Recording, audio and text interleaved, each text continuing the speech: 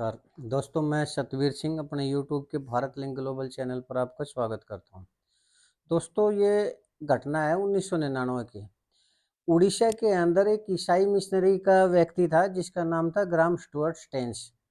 वो ईसाई मिशनरी का प्रचार प्रसार किया करता, यानी अपने धर्म का प्रचार किया करता, लेकिन उसका जो मेन काम था वो उड़ीसा के अंदर किसी आश्रम में कुष्ठ रोगियों की सेवा किया करता। कुष्ठ रोगी यानी जो कोढ़ी जिसको बोलते हैं अपने आम लैंग्वेज में, तो उन कुष्ठ रोगियों की सेवा किया करता। लेकिन हमारे कुछ दक्षिणपंथी जो कट्टर समुदाय के कट्टर हिंदू हैं, उनको ये बात सहन नहीं हो रही थी कि वो ईसाई धर्म का प्रचार क्यों करने लग रहा है।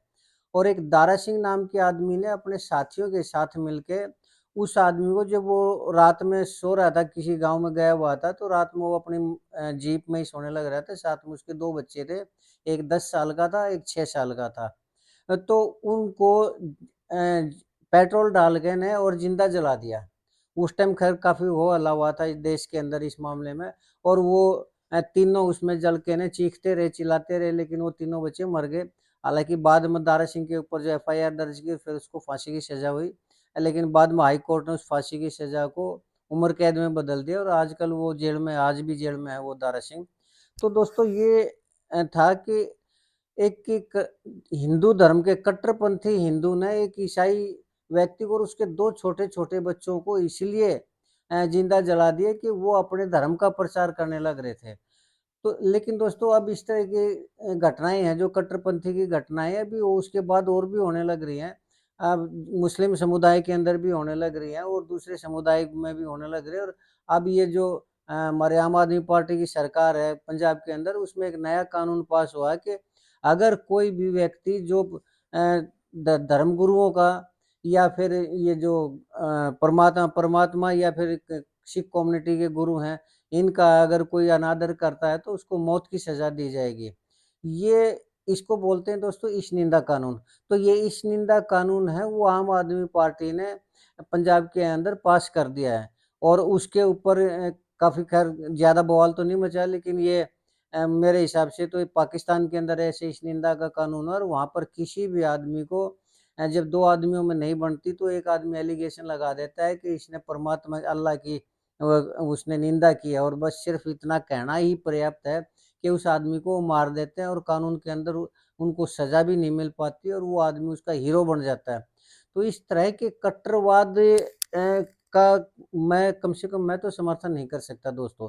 अगर हम उस ईसाई मिशनरी की यानी ग्रामवेल और उसके दो बच्चों की बात करें, तो ठीक है, वो अपना धर्म का प्रचार करने लग रहा था। हाँ, ये बात तो मैं मानता हूँ कि धर्म का प्रचार किया करने के लिए न तो कोई लालच दिया जा सकता है, न ज़बरदस्ती किसी का धर्मांतरण किया जा सकता है। लेकिन अगर को अपने धर्म के बारे में बता के न और कोई आदमी उनसे प्रभावित होता है और वो दूसरा धर्म स्वीकार करता है, तो ये संवैधानिक है, इसमें किसी भी तरह की असंवैधानिक बात नहीं है।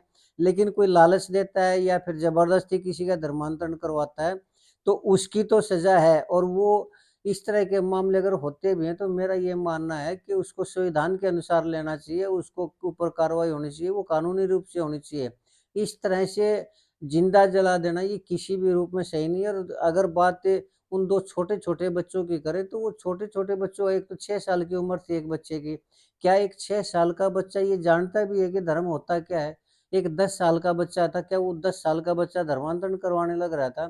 तो कट्टरपंथ जो किसी भी समुदाय के अंदर है, वो नुकसानदायक होता है, चाहे वो हिंदुओं में हो, जो मुसलमानों में हो या किसी और धर्म के अंदर हो।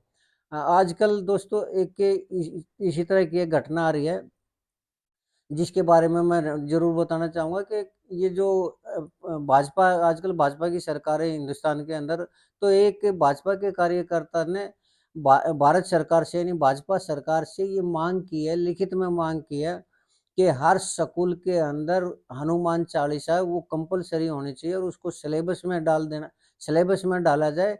और कोई भी बच्चा, चाहे वो किसी भी धर्म का है, अगर वो हनुमान चालीसा का पाठ नहीं पढ़ता तो उसको सज़ा दी जाए, उसको स्कूल से बाहर निकाला जाए। तो अब दोस्तों, ये बात मेरे समझ में नहीं आ रही कि हनुमान चालीसा को सिलेबस में अगर कर देते हैं, तो जो दूसरे समुदाय के बच्चे हैं वो उनको क्यों वो करेंगे? अब एक सूर्य वो आसन है, सूर्य नमस्कार। तो सूर्य नमस्कार आसन को भी सिलेबस में डालने की कोशिश की थी, उसी के ऊपर काफ़ी बवाल मचा था। हालाँकि सूर्य नमस्कार सिर्फ़ व्यायाम से जुड़ा हुआ एक एक्सरसाइज़ मात्र है, उसका धर्म से कोई संबंध नहीं है। अगर सूर्य नमस्कार को कंपल्सरी किया जाता है तो ये बात तो समझ में आती है कि भई उसका विरोध नहीं होना चाहिए। लेकिन हनुमान चालीसा का तो विरोध होगा ही होगा, और वैसे भी ठीक है, अपने धर्म का प्रचार-प्रसार करना चाहिए, लेकिन धर्म को ज़बरदस्ती नहीं थोपा जा सकता। अगर आप हिंदू धर्म से संबंध रखते हैं और हिंदू धर्म की कल को आप ये कहेंगे कि सिलेबस में रामायण होनी चाहिए, महाभारत होनी चाहिए, जितने हमारे धर्म का ग्रंथ है वो कंपल्सरी होने चाहिए। ये ऑप्शनल तो हो सकते हैं, लेकिन कंपल्सरी मैं नहीं मानता कि ये होने चाहिए। क्यों? क्योंकि ये थोपना होगा। और जो दूसरे समुदाय के बच्चे हैं, उसने जो डिमांड की, उसने ये डिमांड की है कि देश के अंदर जहाँ भी बीजेपी की सरकार है, तो बीजेपी की सरकार तो यूपी के अंदर भी है, हरियाणा के अंदर भी है, राजस्थान के अंदर भी है, और यहीं पर मुस्लिम समुदाय भी रहता है। यूपी के अंदर तो मुस्लिम समुदाय बहुत ज़्यादा है। वो हनुमान चालीसा, मुझे तो नहीं लगता कि वो हनुमान चालीसा को एक्सेप्ट करेंगे और वो हनुमान चालीसा का पाठ करने लगेंगे। तो मेरा ये मानना है कि धर्म को कभी भी अफ़ीम की तरह इस्तेमाल नहीं करना चाहिए, कट्टरवाद नहीं होना चाहिए। ठीक है, अगर कोई आदमी अपने खुद की इच्छा से अगर हनुमान चालीसा का पाठ पढ़ता है तो उसमें कोई बुराई नहीं है। लेकिन ये कह के कि ये हिंदू धर्म का एक प्रसिद्ध वो है और इसको कंपल्सरी होना चाहिए, और ये तो मुस्लिम बच्चों को भी हनुमान चालीसा का पाठ पढ़ना ही पढ़ना पड़ेगा।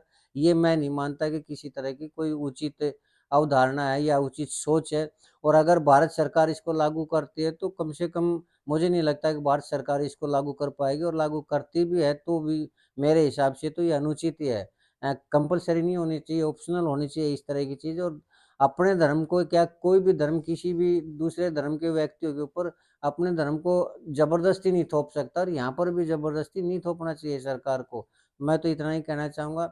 बाकी ये है कि आपको क्या लगता है कि क्या हनुमान चालीसा सिलेबस में होनी चाहिए या नहीं होनी चाहिए? और उसको कंपल्सरी करके ना मुस्लिम समुदाय को भी ज़बरदस्ती हनुमान चालीसा का पाठ करवाना चाहिए या नहीं करवाना चाहिए? दोस्तों, ये आपका क्या सोचना है, ये तो मैं आपके ऊपर छोड़ता हूँ। अब आज के लिए मैं बस इतना ही कहना चाह रहा था। अगर आपको लगता है कि हनुमान चालीसा का जो पाठ है वो कंपल्सरी होना चाहिए, तो मैं चाहूँगा कि आप कमेंट करके मेरे को ज़रूर बताएँ। और अगर लगता है कि वह ऑप्शनल और ये कंपल्सरी नहीं होना चाहिए, हम अपने धर्म की किसी भी चीज़ को दूसरे धर्म के ऊपर नहीं थोप सकते, तो भी आप कमेंट करके ज़रूर बताएँ। आज के लिए इतना ही। अगर आपको मेरा ये वीडियो पसंद आया तो मैं चाहूँगा कि आप मेरे इस वीडियो को ज़्यादा से ज़्यादा शेयर करें, और चलते-चलते एक निवेदन करना चाहूँगा कि आप मेरे चैनल को सब्सक्राइब ज़रूर करें दोस्तों। आपने मेरा ये चैनल देखा, इसके लिए आपका बहुत-बहुत शुक्रिया।